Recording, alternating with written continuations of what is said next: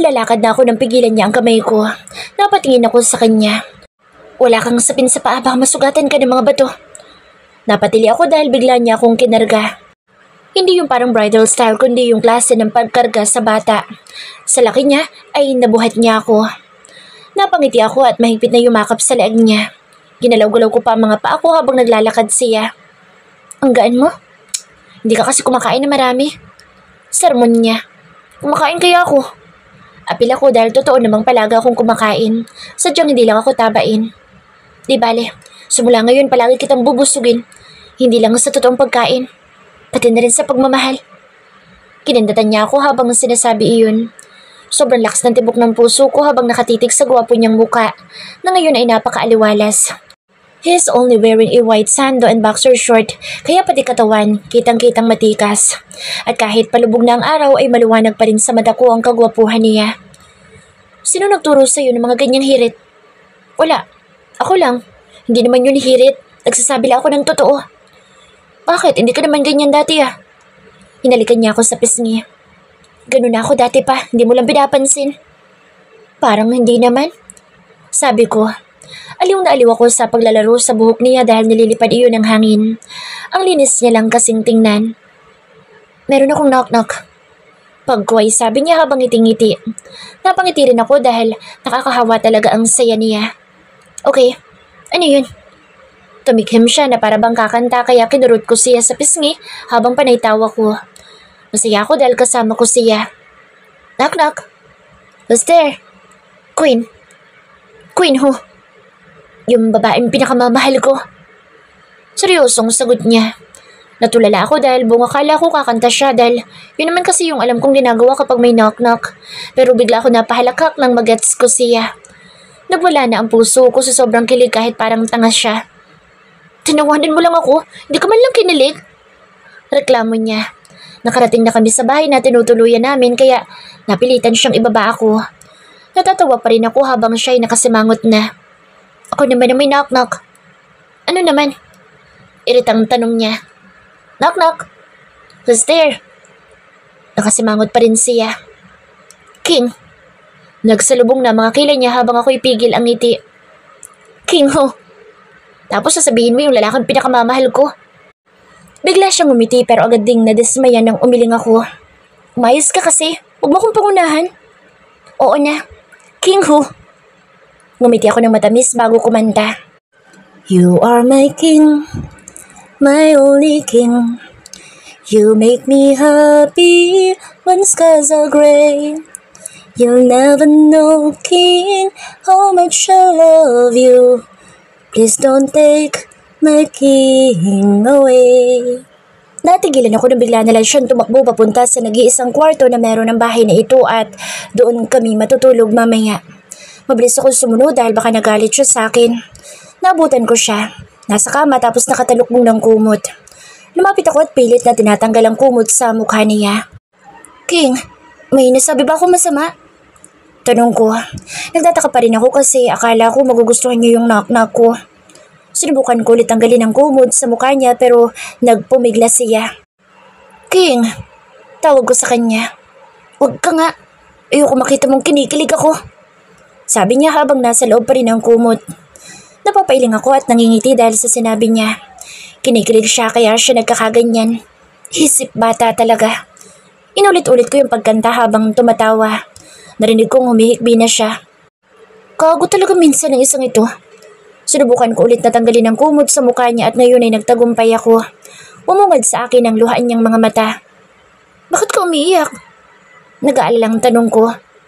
Daya mo kasi. Ako kinikilig sa lahat na sasabihin mo tapos ikaw. Wala lang sa'yo kapag sinasabi kong mahal kita. Parang bata ang sumbong niya tapos nagsumiksik sa tiyan ko. Nakaupo kasi ako sa gilid ng kama. Ang laking tao niya tapos yun lang iiyakan pa. Kinikilig kaya ako sa mga sinasabi mo. Kapag nakita mo ko nakangiti, kinikilig ako noon dahil sa'yo. Paliwanag ko. Ngumiti ako para makumbinsi siya. Talaga? Meaning kinikilig ka ngayon? Tanong pa niya. Oo, nakangiti ako eh. Hindi ko alam kung ano mararamdaman ko kung matatawa o maiiyak dahil nagkakaganito siya dahil sa kilig-kilig na yan. Pagkatapos ng mahabang kumbinsihan ay sa wakas wala na sa isip niya yung kilig-kilig na iyon. Kaya nakaligo at nakapagpalit na ako ng damit. Mabuti na lang talaga at hindi gaanong nabasa ang kama nung umupo ako doon. Ngayon ay nagtutulong kami sa paghahanda ng makakain namin. Nagluto kami ng adobong manok bilang ulam bago isunod ang kanin. Yumakap siya sa akin nang nag-aayos na ako ng mga pinggan sa mesa. Halos wala naman siyang naitulong dahil panay lang naman ang yapos niya sa akin. Hindi ko alam na ganito pala siya kaklingi. Hindi lang pala siya isip bata. Nag-iinarte ring dalaga. Mamaya ka na nga sa kagaganyan. Kumain muna tayo. Saway ko sa kanya. Ang bango mo kasi. Kasalanan mo yun. Kontra niya. Alam nga namang mag-ibabaho ako. Siningot-sungot niya pa ang leg ko. Napangiwi na lang ako dahil sa kiliti. Ayos lang sa akin, ibabaho ka. Ako lang naman ang aamoy sa'yo eh. Sagot niya. Pigil ang ngiti dahil sa panlalandi niya sa akin. Alam ko na ngayon kung ano landing tinatago ng isang second Miller. Since na makilala ko siya 2 years ago, wala ko nakitang babaeng nakadate niya, kaya hindi ko alam na ganito siya. Mukhang ibinuhos niya lahat ngayon. Kain na nga tayo. Pinaupo ko na siya. Bagya pa ako napatili nang hilahin niya ako para maupo sa hitaan niya. Subuhan mo ako, Paglalambing niya habang ang isang palad ay humahaplo sa isang hita ko. Nakasuot ako ng pajama at manipis lang iyon kaya ramdam na ramdam ko ang init ng palad niya. Oo na nga. Yung kamay mo nagta-travel. Sit ako. Sumandok ako ng kanin at ulam sa iisang pinggan at nagsimulang subuan siya. Panay pa rin ang amoy niya sa akin. King, baka mag-amoy ulam ako niyan. Ayos lang nga, kakainin rin naman kita. Tatawa-tawang sagot niya. Sinuko ko siya dahil sa inis. Sinong hindi maiinis kung panay ang tukso niya sa akin? Kapag hindi ka tumigil, hindi na kita papansinin kahit kailan. Banta ko. Hindi na po, hindi na. Itinaas niya pa mga kamay sa ere at hanggang sa matapos kaming kumain ay hindi na niya ako hinawakan pero hindi pa rin nawala ang kalandian niya. Matulog ka na, may gagawin pa ako. Nakangiti ako lumapit sa kanya noong nasa loob na kami ng kwarto. Pero wait, ako naman. Natatawang sabi ko bago yumakap sa bewang niya. Tumingkayad ako at tinalikan siya sa baba at tumaas iyon hanggang sa labi niya. Naramdaman ko ngumiti siya habang magkalapat ang mga labi namin. Kinikilig na naman ako. May mga paru-paro sa tiyan ko. Tugon niya. Binuhat na naman niya ako tulad ng pagkarga niya sa akin kanina. Ang lakas mo talaga magpakilig sa akin eh. Kinikilig rin kaya ako sa'yo. Pag-amin ko. Masyadong vocal si Second sa nararamdaman niya kaya yun din ang gagawin ko para maging masaya siya. Wait lang, sayaw tayo? Anya. Ibinaba niya ako tapos ay lumapit siya sa bedside table para kunin ang cellphone niya. Ilang sandali pa ay pumailan lang na ang kantang palagi niyang kinakanta kapag magkasama kami. Nakatingin lang kami sa mata ng isa't isa habang nagsusway. Mahigpit ang pagkakayakap niya sa bewang ko habang sinasabayan ang kanta, habang ako ay nakayakap ang mga braso sa leeg niya. Naalala ko noon, madalas kang tumambay sa room ng Glee Club. Masayang-masaya ang ngiti niya at nangingislap ang mga mata sa tuwa. Ni minsan mula sa hinagap ko na malalagay ako sa ganitong sitwasyon. Yung tingin niya pa lang nagsusumigaw na kung gaano niya ako kamahal. Nakikita ko ang matiim niyang pagtitig sa bawat parte ng mukha ko na parang kinakabisado.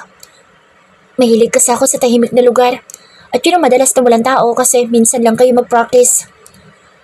Pero ang totoo, naging madalas ang pagpunta ko doon kasi gustong-gusto kong pakinggan ang boses niya kapag kumakanta. Palagi ako may earphone kapag pumapasok doon at may backup para pantakip sa muka at magpapanggap akong tulog sa pinakadulo. Wala namang sumisita sa akin dahil tahimik lang ako at mukhang laging tulog. Props ko lang noon ang earphone ko para malaya akong marinig ang boses niya. Akala ko pa naman ako ang dahilan ng pagpunta mo doon palagi. Paasa ka nang hindi mo namamalayan. Pang-aasar niya. Minsan ikaw naman talaga ang dahilan kaya ako nandoon. Pag-amin ko. Nanlaki ang mga mata niya at parang hindi makapaniwala. Really? Yup. Ang gwapo mo kasi lalo kapag kumakanta ka. Mariin siyang napapikit tapos ay humugot ng malalim na buntong hininga. Narinig mo ba yung reaksyon ng heart ko? Tanong niya. Anong reaksyon? Sumisigaw. Kumunot ang noo ko. Sumisigaw? Ano namang isinisigaw? Sinisigaw niya yung pangalan mo. Kilala niya kung sinong boss niya. Dumilit siya at kinandatan ako. Landi mo? Wala ko ibang masabi dahil abala ko sa pagpapahupa ng kakaibang reaksyon ng puso ko. Malandi talaga ako kapag ikaw ang lalandiin. Inilapit ko ang tenga ko sa dibdib niya at doon sumandal. Dinig na dinig ko ang malakas na tibok ng puso niya at yun na siguro ang pinakamagandang melody na isang musika na narinig ko buong buhay ko. Lihim na pumatak ang luha ko dahil sa saya. Sa isiping may isang lalaking tulad niya na nagmamahal sa akin at ako ang tinitibok ng puso niya. Mahal na mahal na mahal na mahal kita. I love you. I love you, I love you, I love you so much. You're my queen. Ang reyna ng buhay ko. Paulit-ulit niyang bulong habang dinadampian ang halikang noo ko. Pumikit ako tinayaan ang sarili ko na malunod sa pagmamahal niya. Lagi mong tatandaan na tulad ng lyrics ng paborito kong kanta. All I ask is you. Always you, my queen. Always you at hindi magbabago iyon. Bulong niya. Tuluyan ang bumigay ang mga talukap ng mga mata ko habang may ngiti sa mga labi. Hinayaan ko makatulog ako sa bisig niya as if doon nakadepende ang buhay ko. Binabayaan ko ang sarili ko na magpahulog sa pagmamahal niya kahit ngayon lang. Ako rin, my king. All I ask is you. Always you, my king. Always you. At tulad din ng lyrics ng kanta, I will never love again kung hindi ikaw ang lalaking iyon.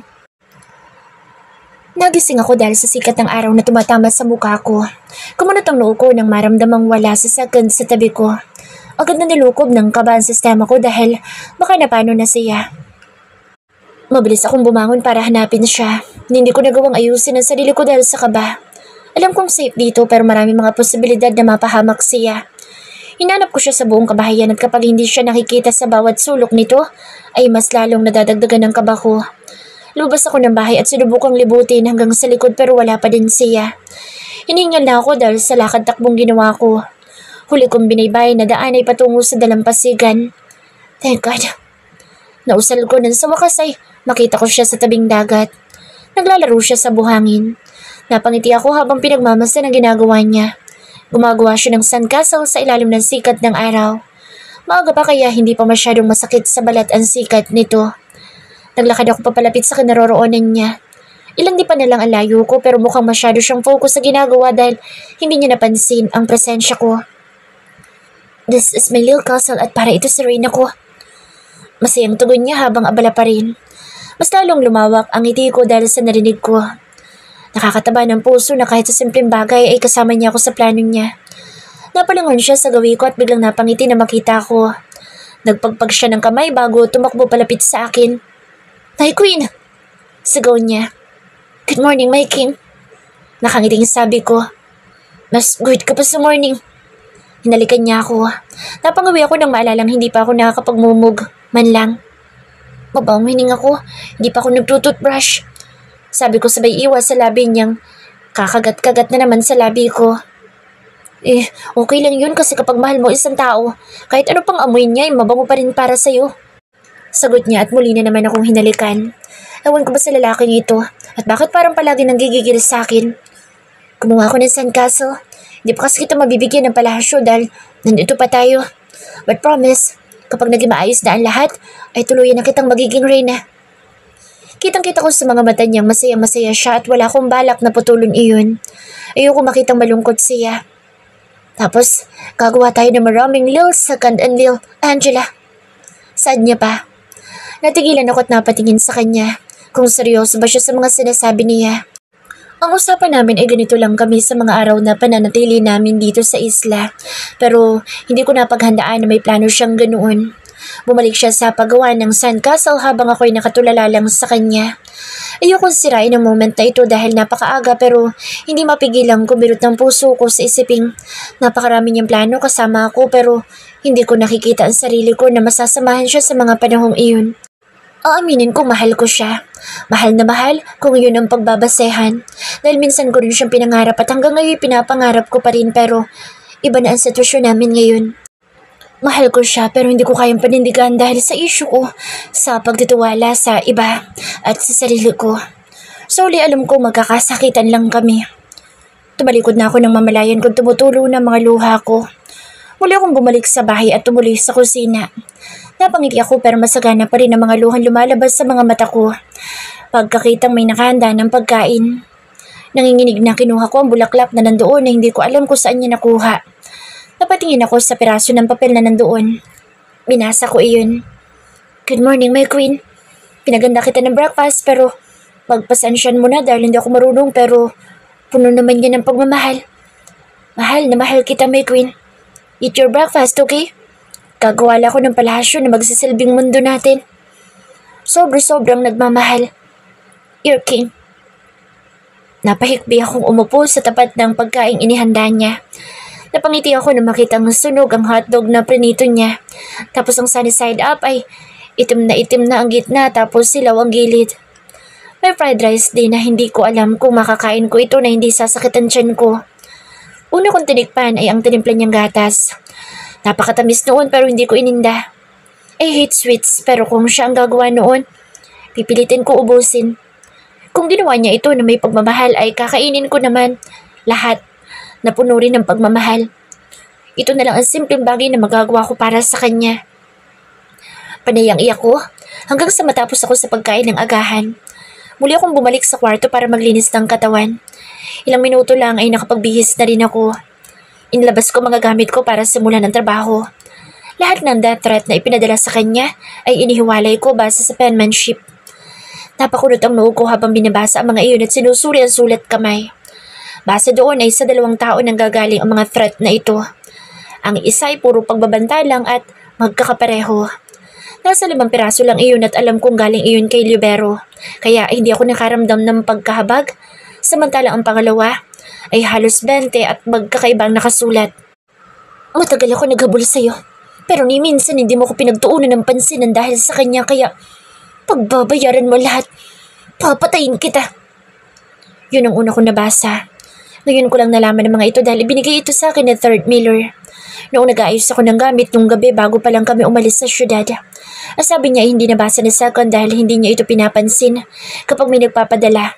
Tanging so Third lang ang nagbubukas. Kung hindi ka rin naman magiging akin, pues walang makikinabang sa'yo kundi ang mga uod sa lupa. I will kill you, Second Miller. Magpakasaya ka dahil malapit na akong maningil. Hindi ako naging masaya at sasiguraduhin kong pati ikaw ay magdudusa. I love you, but damn you, Second Miller. Kahit anong gawin ko, siya pa rin talaga kaya papatayin ko kayo. Hindi ko alam pero binundol ng kaba ang kalooban ko dahil sa mga banta na iyon. Inilihim ito sa akin na Second at kung hindi pa ibinigay ni Third ay hindi ko malalaman. Buong akala ko ay si Libero lang talaga nagpapadala ng threat. May mas malala pa pala pero ang mas nagpakaba sa akin ay familiar sa akin ang sulat kamay na ito. Walang nakasulat na pangalan pero parang kilala ko ito. Nanginginig na hinanap ko ang cellphone ko para tawagan si Grace. Anong atin? Bungad niya. Pumunta ka sa bahay ko sa kwarto ko. May isang box sa loob ng walk-in closet tapos buksan mo. Pakikuhanan na litrato ang mga nakasulat sa mga notebooks doon. Utos ko. Langiya, pinasabog mo ang bahay mo. Do you think may natira pa doon maliban sa mga abo? Just try it. Kung wala, pumunta ka sa dati kong school. Isasend ko sa iyong address at hanapin mong records ko. Ano bang connection? Narinig ko ang pagharurot ng motor niya kaya alam kong patungo na siya sa bahay ko. Basta, dalian mo. Oo na nga, on the way na ako. Napapabuntong hininga ko dahil sa kabahabang nakatitig sa mga death threat. Para akong sinasakal. Wala pa man, napaka-familiar kasi sa akin ang pagkakasulat. Habang hinihintay si Grace na sumagot sa kabilang linya, inilabas ko ang laptop ko. Mahina ang signal sa lugar na ito pero dahil high-tech ang gamit ko mga device, ay may kakayahan itong magkaroon ng malakas na connection. Binuksan ko ang files ng departamento namin at hinanap lahat ng records ng mga agent. Bawal itong buksan pero kailangan ko magmadali para hindi nila matrace na hinak ko ang system ng department namin. Wilson Galero. Binuksan ko yun nang mabasa ko ang pangalan niya. Bumungad sa akin ang record niya at agad ko yung sinave sa files ko. Naghalungkat pa ako ng mga information na meron sa records niya. Shit! Napamura ako na makita ang red dot na kumikislap sa taas na parte ng mga files. Meaning nalaman na nilang may pumasok sa system. Agad kong dinilit ang account ko at isinara ang files bago ko binura lahat ng dinaanan ko. Bago mahack ang system at ini-off ko agad ang laptop. Nandito na ako sa bahay mo. Sayang, sarang-sira na. Narinig ko si Grace sa kabilang linya. Gawin mo nang inuutos ko. Oo na. Muli kong binuksan ang laptop ko pagkalipas ng ilang sandali. Lihim ako nakahinga ng maluwag nang mapansin na hindi nila ako na-trace. Binuksan ko ang file ni Galero. Napakunot-no ako nang mabasa iyon. Wilson Galero, 30 years old. Bakit ito lang? Bulalas ko. Hindi pwedeng ito lang ang record niya dahil bago makapasok sa departamento namin, ay kailangan lahat ng impormasyon tungkol sa pagkatao mo ay ilalagay mo sa files. Unless, nauna na niyang hinak ang system para burahin lahat ng tungkol sa kanya. Mas lalo ko naginala dahil sa natuklasan ko. Hindi ko pa alam ngayon ang connection niya sa mga threat ni Sakon pero ramdam ko may kinalaman siya. Simula pa lang sa una ko siyang nakita ay wala na akong tiwala sa kanya. Angela, may mga natira dito. Kaso punit-punit na tapos sunog ang ibang mga parte. Natuon ulit kay Grace ang atensyon ko. Kunin mo lahat ng nakasulat dyan tapos isend mo sa akin. Ano ba gagawin mo dito sa mga notes ni Mary? Base sa pagkakabasa ko, mga lecture ito noong siguro nag-aaral pa kayo. Tanong niya. Oo, itinago ko yan kasi nga wala naman ako ibang paglalagyan. Anong gagawin mo dito? Huwag mo sabihin mag-aaral ka ulit. Hoy, matanda ka na. Basta sundin mo na lang mga sinabi ko. Hindi na siya sumagot pa hanggang sa mamatay ang tawag. Ilang sandali lang ay may natanggap na ako mga litratong galing sa kanya. Binuksan ko yun at zinum. Habol-habol ang kaba ko nang itapat ko iyon sa mga papel na nasa harap ko. Napasingap ako na makitang magkahawig ang mga ito. Inulit ko sa isa pang litrato dahil baka nagkamali lamang ako. Hanggang sa halos lahat ay naikumpara ko pero iisa pa rin ang kinalalabasan. Parehong-pareho ang penmanship na nasa death threat sa sulat kamay ni Mary na nasa lecture. Nabitawan ko ang cellphone ko dahil sa sobrang pagkabigla. Para akong natuklaw ng ahas dahil sa pagkatulala habang titig na titig sa mga iyon. Kusang tumulo ang mga luha ko dahil sa natuklasan. Pumipintig ang sentido ko dahil ayaw tanggapin ng isip ko na nagkatugma ang hinala ko. Kaya ba pamilyar na pamilyar sa akin ang penmanship na iyon? Si Mary ba talaga? Paano at bakit? Kitang-kita ng mga mata ko ang pagkahulog niya sa building na iyon at sa ospital. Natigilan ako na maalala ang nangyari sa hospital. Nagkakagulo ang lahat nang makarating kami sa ospital dahil may aksidenteng nangyari at dito dinala ang mga nasugatan. Dinig ko rin na bisa mga doktor dahil sa operasyon na gaganapin para iligtas ang panganay na anak ng mga Miller at unika iha ng mga Ferreira. Malakang ambag nila sa ospital ayon sa usap-usapan sa loob. Hindi ko alam kung sino ang tatawagin para maisalba si Mary. Punong-puno na ng luha ang mata ko. Tumitibok pa ang puso niya kaya sa kabila ng mga galos sa katawan ay umaasa akong mabubuhay siya. Mabuti na lang at hindi siya bumagsak sa semento kundi sa truck ng basura na saktong nakaparada doon para maghakot ng mga basura mula sa mga apartment doon. Sa taas ng nahulugan niya ay malakas pa rin ang impact. Doc, please tulungan niyo ako! Sigaw ko. Nagpasalamat ako na may mga nurse na lumapit sa amin. Mabilis siyang dinala sa kabilang ER. Nadaanan pa namin noon ang kwarto kung saan nakakonfine sa First Miller. Nangihina ako na paupo sa labas ng ER habang ang mga tao ay nagkakagulo pa rin. Dinig-dinig ko ang iyakan at kitang-kita ko ang nangyayari sa pamilya Miller. Sandali ako natigilan dahil sa pagtunog ng cellphone ko. Tumawag si General kaya sinagot ko at lumabas ng ospital. Nagtagal ako sa labas dahil nagkasagutan pa kami at naikwento ko pa sa kanya ang nangyari sa kaibigan ko pero ikinabigla ako ang nadatnan ko. Ipinapasok na sa operating room sa Mary kasunod na isang babae, si Laika Ferreira. Ano nangyayari? Umiiyak na tanong ko sa nurse. May iniabot siya sa akin papel at nagsasabing ginusto ni Mary na i-donate ang puso niya. May pirma iyon sa ilalim. Nagising po siyang umiiyak at sinabing ayaw na niyang mabuhay. Sakto naman nangangailangan ng donor ang kabilang pasyente. Nang malaman niya iyon, sinabi niyang handa siyang ibigay ang puso niya. Pinigilan namin pero nagpumilit siya. Paliwanag ng nurse. Napaluhod na lang ako. Gusto kong bawiin siya sa loob ng operating room pero hindi ko na nagawang gumalaw. Para akong pinapatay ng ilang ulit. Dahil sa sakit ay iniatang ko na sa ampunan na sila mag-ayos ng burol ni Mary dahil hindi ko kayang mag-isa. Para akong pinatay ng mga panahong iyon kaya nagkalakas ako na loob na magpakita nang makremate na siya. Ayoko makita ang patay niyang katawan dahil alam kong hindi ko kakayanin. Patuloy ang pag-iyak ko na maalala ang araw na iyon. Hindi siya ang taong nag-donate ng puso. Pero bakit niya gagawin iyon? Sino yung taong sumailalim sa cremation? Naguguluhan ako. Ano ba talaga ang totoo? Ang sakit-sakit ng puso ko habang patuloy ako sa pag-iyak. Naguguluhan ako. Hindi ko na alam ang gagawin ko. Pakiramdam ko mawawala ako sa katunuan kapag hindi nasagot ang mga tanong ko. Tulala lang ako habang lumuluha. Ayokong gumalaw. Natatakot ako sa mga bagay na pumapasok sa isip ko. Kung pareho ang sulat kamay niya sa mga death threat, ibig sabihin ay malaki ang galit niya kay Second. Dahil ba sinaktan siya nito noong magkarelasyon sila? Sinong dahilan? Queen?